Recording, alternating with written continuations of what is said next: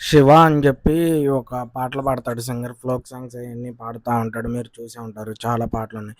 అయితే ఒక అతని దగ్గర చాలా డబ్బు తీసుకొని, నీకు సాంగ్ చేసిస్తాను అని చెప్పి మోసం చేశారు అని ఒక వ్యక్తి అయితే రోడ్డు మీదకొచ్చి తన గురించి బ్యానర్ పట్టుకొని తిరగడం అయితే జరిగింది. అసలు ఏం జరిగింది ఏంటి అంటే ఇతనంటాడు, నేను అతని దగ్గర ఎలాంటి డబ్బు సహాయం తీసుకోలేదు. అలాగే నేను పాట చేసిస్తానని చెప్పలేదు అని చెప్పి శివ అయితే అనటం జరిగింది. అయితే నిప్పు లేనిదే పొగ రాదు అన్నట్టే నిజంగానే అతను తీసుకోకపోతే ఇతను రోడ్డు మీదకొచ్చి బ్యానర్ పట్టుకొని అంత తిరిగే అవసరం ఇతనికి లేదు. అతను ఒక రైతంట. అయితే తను క్లియర్‌గా ఇంటర్వ్యూలు కూడా చాలా ఇచ్చారు.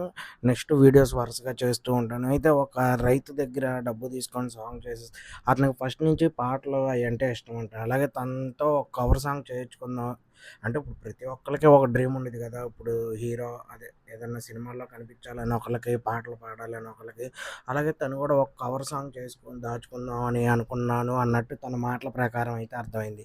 నిజంగానే శివ అనే వ్యక్తి తీసుకున్నాడా? తీసుకొని మరి తిరిగి ఇచ్చాడా లేదా? ఇయన్నీ చూడాలి.